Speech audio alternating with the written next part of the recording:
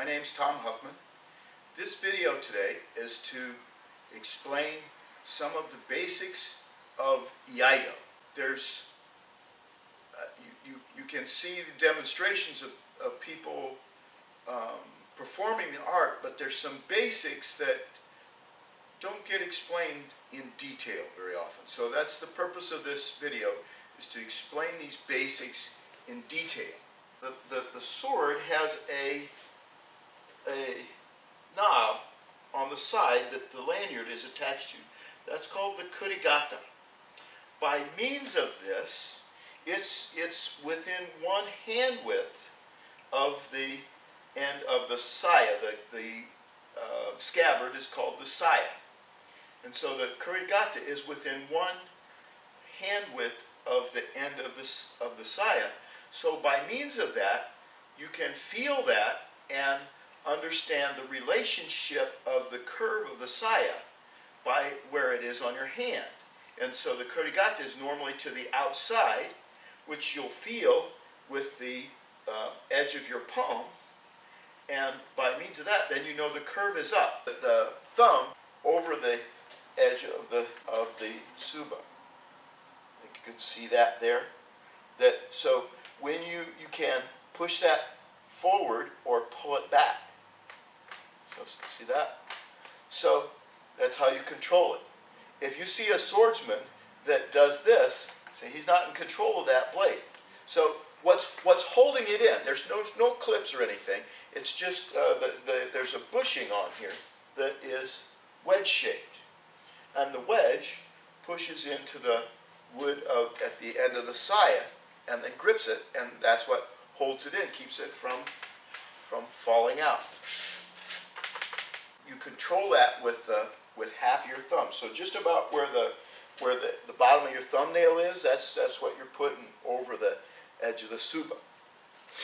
So as you start to draw, you come up and your hand goes over that.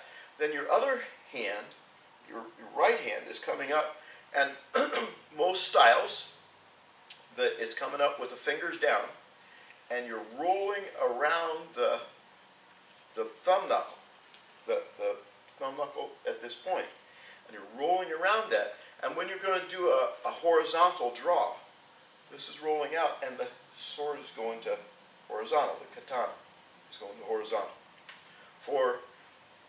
Since most of the people listening to this are going to understand English, I'll use the English terms and call it a sword. So as this rolls around to here, you're pushing, as you're starting to roll, you're pushing with your thumb to break loose the sword from the saya, and as that comes around here, you're ready to draw. Now, in the Re-Sheathing style, they'll do something where they're coming out here, and then at the last minute, they'll about the last 10 centimeters or so, 4 or 5 inches, maybe 6 inches, they'll turn it to horizontal and then draw and cut. Now, I practiced Toyama-ryū, Iaido, bato. Bato is actually cutting. So what I found out from those classes was that if you come out like this, your odds of getting that to where it's going to cut are slim to none. It'll scratch it.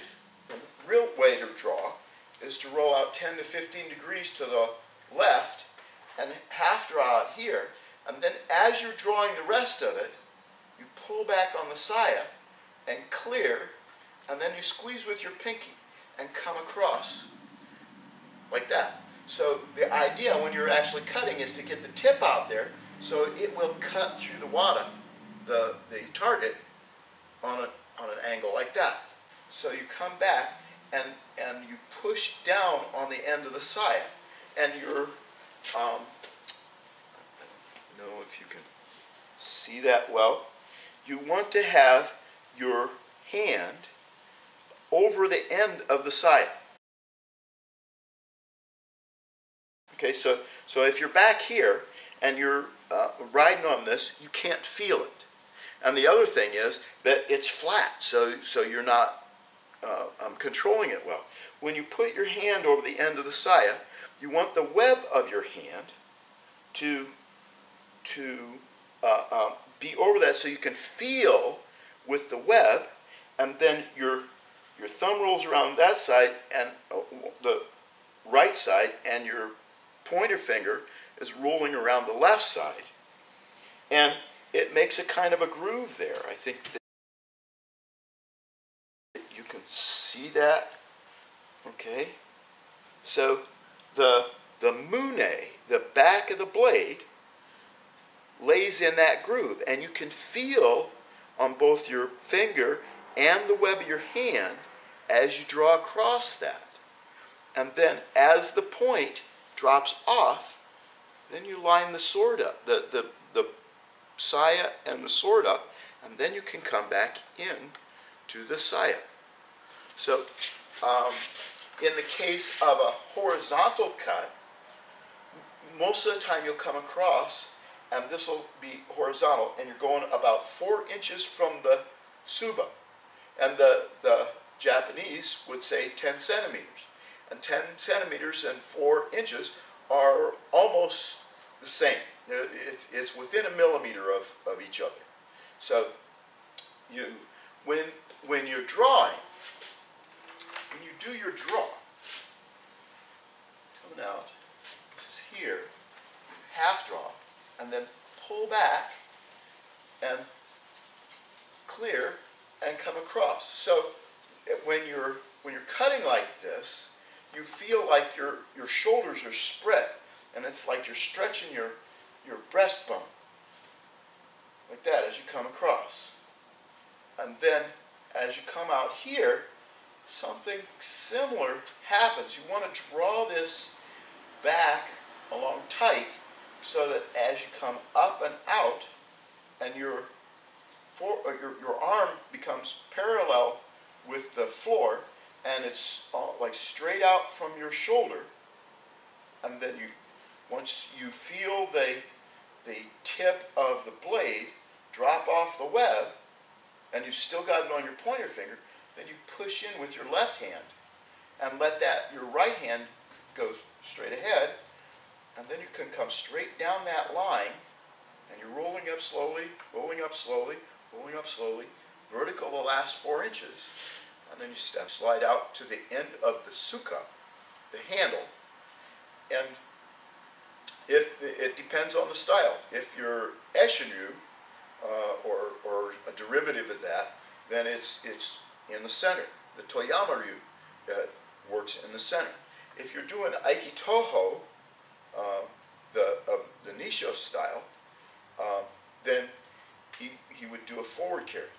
And in actuality, when the Japanese were carrying 2 swords, the katana and the wakizashi was laying across here.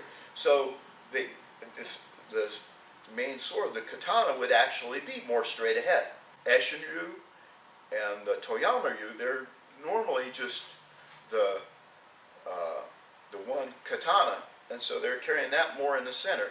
And the center is determined by your elbows on your sides and bringing the fingertips together. It's making like a point of a triangle, and that's about where the end of your tsuka rests. And so there's various forms of re-sheathing. There's so you can come across this way and out and up and line up. There's another form is to come back like this and draw back and then line up and come in.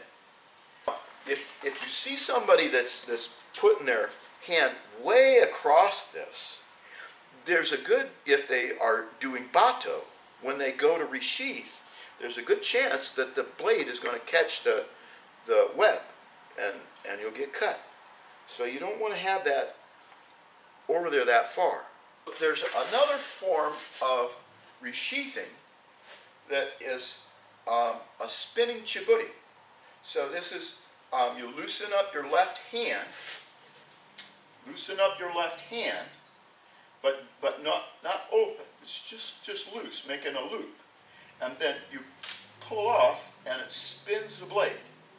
Now, the spinning chiburi. This is a spin, and you stop it on one turn. And normally you're coming back down with a fist on top of the tsuba, or on top of the handle, or flat of the hand on top of the tsuba. Any one of those is, well, it depends on the style that you're being taught. But then come down like this with your fingers open. Come back up to your left shoulder. Then flip the right hand. Then drop down and around. Of course, this is faster, but the shoulder doesn't roll back correctly. So by going down in a loop like that, it draws the shoulder back better and gets the bones lined up better. And then you come up to the end of the saya and draw the saya out to the back of the blade. Then keeping the blade in the same plane, you're drawing your left shoulder back. You're drawing your left shoulder back and lining up parallel with the blade. So the blade and the saya are staying in a vertical plane like that. And then once and you're drawing the left hand up to keep the blade riding on the back of the, on your web of your hand and the pointer finger. And then once that gets up there, then you push down with the left hand and rise up with the right hand, and you're now again back just about in this straight ahead, but it's more across your body at this point. So you're coming straight down that line, and in the Aikitoho, we're drawing the right foot back at the same speed that we're re-sheathing. That may have changed over time. Originally that was how it was taught. Now you'll see people who are coming in quicker on the forward end of it and then slowing down to come into the saya. Well, that's another thing.